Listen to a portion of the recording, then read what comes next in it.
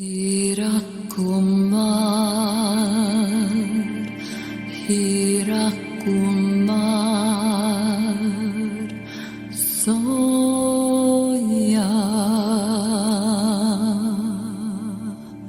सोया,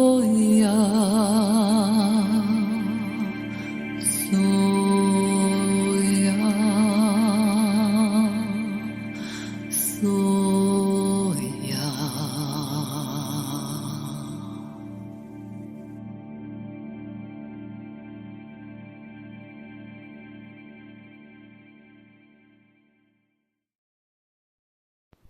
यह शिव है, मैं संहार करता हूँ। संहार के बाद बची हुई भस्म से नया जीवन आता है। जैसे निर्मल जल भरता है, फिर से जीवंत होता है और पुराने को नई क्षमता में बदल देता है। आज के विषय में हम आत्माओं और जीवन रूपी नदी की प्रकृति के बारे में पता लगाएंगे। इसका उदाहरण नदी से लिया गया है, जो उन दुर्भाग्यपूर्ण घटनाओं का सबसे अच्छा वर्णन करती हैं जिसने आज हम जिस अव्यवस्था में हैं उसका निर्माण किया है। आत्मा के पहलुओं की तुलना नदी के विभिन्न चरणों से की जा सकती है। एक व्यक्ति की आत्मा एक सहायक नदी के स्रोत पर स्थित है, जो एक झरने से निकलती है। झरने भाप की तरह परिदृश्य के माध्यम से अपना रास्ता बनाते हैं, अपने आसपास की दुनिया को प्रभावित करते हैं। जैसे ही दो धाराएं आपस में मिलती हैं, उनकी क्षमता और प्रवाह में वृद्धि होती है। प्रत्येक झरने पर वे आत्माएं आपस में संपर्क करती हैं और एक दूसरे से जुड़ती हैं। जैसे जैसे अधिक सहयोगी आपस में मिलती हैं, नदियों का निर्माण होता है। नदियां बड़े क्रम में विलीन होती हैं, धीमी और गहरी होती जाती हैं, जब तक कि वे बहते पानी की विशाल धारा नहीं बन जाती। अंततः वे समुद्र तक पहुंचने वाली नदियों में परिवर्तित हो जाती हैं। एक नदी के विपरीत, जिसमें विलय बिंदु अलग अलग होते हैं, आत्माओं में स्पष्ट रूप से परिभाषित अभिसरण होते हैं। आत्माएं पहचान के स्टेशनों और ब्रह्मांड के आयामों के लय के अनुरूप एकत्र होती हैं। पहला व्यक्तित्व से संबंधित होता है और दूसरा आत्मा से। वे मोनाड या आत्मा के परिवारों में विलीन हो जाती हैं और नदी के नीचे की ओर अवतारों और उससे आगे विलीन होने के लिए बढ़ती रहे। सभी अंततः ब्रह्मांड के सृष्टिकर्ता में विलीन हो जाते हैं। इस उदाहरण में सृष्टिकर्ता दोनों हैं, महासागर और जलभृत, जो बुदबुदाते हुए ऊपर उठते हैं, और वह प्रत्येक झरने के स्रोत भी हैं। जब झरना अपने स्रोत से कट जाता है तो वह सूख जाता है। सृष्टिकर्ता वह कुआं है जो जीवन की नदी को बनाए रखता है। वह हमारी सजीवता का स्रोत है और उसके बिना जीवन कायम नहीं रह सकता। जैसा कि पहले बताया गया है, मुख्य आसुरी शक्तियों ने अपनी ईर्ष्या और बचकानी स्वच्छंदता में खुद को दिव्य पिता के स्रोत से अलग कर अपना विरोध जताया। उन्होंने अपनी खुद की आदर्श दुनिया बनाने के निरर्थक प्रयास में खुद को दूषित कर लिया और असफल हो गए। अनुभव से विनम्र होने की बजाय उन्होंने अपने हठ में खुद को और अधिक प्रतिबद्ध कर लिया।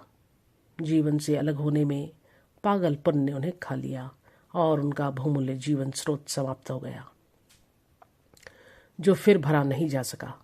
अहंकार और द्वेष में मुख्य आसुरी शक्तियों ने दूसरों की जलधारा को चुराने और मोड़ने का विकल्प चुना, ताकि वे अपनी अलग थलग और कम होती झीलों को भर सकें। उन्होंने जलभृतों को लूटा, नदियों पर हमला किया, बेसिनों को बांध दिया और धाराओं को अपनी स्वार्थी इच्छाओं में बहाने के लिए जल सेतु बनाए। वंचितों की नदियों के किनारों को टैप किया गया और उन्हें सुखा दिया गया। गलत तरीके से अर्जित लाभ की एक बड़ी बाढ़ झीलों में आ गई, जो वाष्पीकरण और मुख्य आसुरी शक्तियों द्वारा पान किए जाने के कारण बहुत कुछ समाप्त हो गई। यह तुलना संक्षेप में आत्मा की कटाई की पद्धति का वर्णन करती है। जीवन के जल व दिव्य किरण की यह वास्तविक चोरी है, क्योंकि आसुरी शक्तियों ने इसकी आवश्यकता के बावजूद इसे अस्वीकार कर दिया था।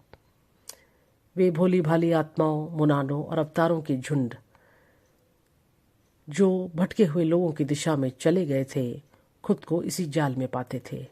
निरर्थक धन और भ्रष्ट सत्ता के भ्रामक वादों के लिए अपने दिव्य अधिकारों को बेचकर वे मूर्ख बन गए थे। उनका प्रारंभिक उल्लास और लालच अनिवार्य रूप से हताशा और चिंता में बदल गया। अंततः उन्हें एहसास हुआ कि वे अब अपने द्वारा चुने गए विश्वासघात के परिणाम स्वरूप शिकार और परजीवीवाद के बिना खुद को जीवित नहीं रख सकते। इससे दुराचार आया, क्योंकि उन्होंने अपने आप को एक ऐसे स्थान पर पहुंचा लिया था जहां उन्हें अपने अपरिहार्य तृष्णा को शांत करना था या विनाश का सामना करना था। उन्होंने लालच और लोलुपता की खोज में अपनी स्वतंत्रता को त्याग दिया था और सभी ने इसकी कीमत चुकाई। स्वचुने हुए अभिशाप उनका अस्तित्व था और इसके लिए उन्होंने स्वयं को आश्वस्त कर लिया था, अपने अपराधों के लिए जवाबदेही लेने की बजाय। वास्तव में वे केवल परिजीवी थे जो दूसरों की जीवन शक्ति को चूस रहे थे। उनकी पीड़ितों के भय ने चुराए गए पानी को प्रदूषित कर दिया और झीलें गंदगी व पित्त से भर गईं। फिर भी मुख्य आसुरी शक्तियों और उनके भ्रमित अनुयायी इस गंदगी का गहराई से सेवन करते रहे जिसमें वे अब रहते थे, विवेक के स्थान पर अस्वीकार करने में संतुष्ट। दूषित झीलें उनके आसपास की भूमि में रिसती रहीं, मात्र अपनी निकटता से जीवंत धाराओं को प्रदूषित करती रहीं, उनके आसपास की हर चीज को दूषित करती रहीं। शिकारियों ने धोखे में महारत हासिल की, प्रचुरता, धन और गौरव का वादा किया, लेकिन उन्होंने वादा किया हुआ देश सीवेज की झील में डाली हुई रेत पर बनाया था। सबसे बड़ी गंदगी मुख्य आसुरी शक्तियों की बन गई, जो बीमार और कीड़े मकोड़े और बीमारियों से ग्रस्त थीं, जो द्वेष और घृणा से भर गईं, क्योंकि वे अपने द्वारा बनाए गए नरक में सड़ गईं। यही उनकी विरासत है। और अब हम इस कचरे को बाहर निकाल रहे हैं और दुर्गंध को नष्ट कर रहे हैं।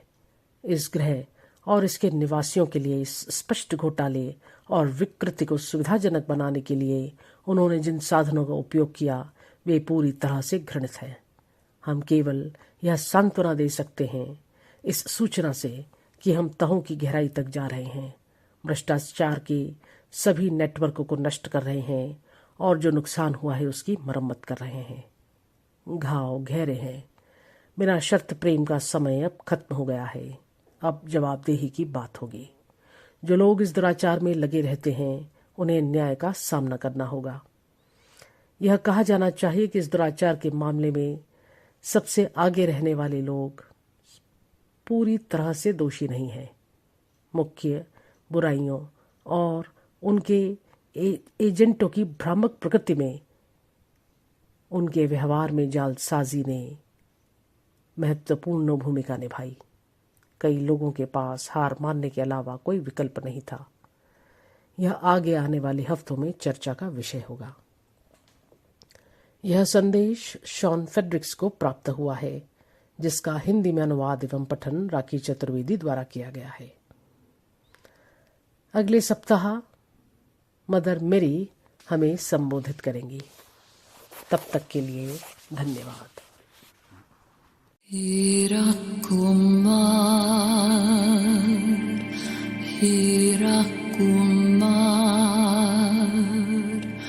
Soya,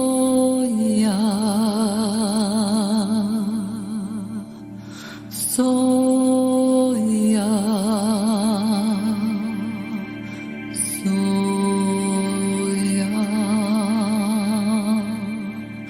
Soya.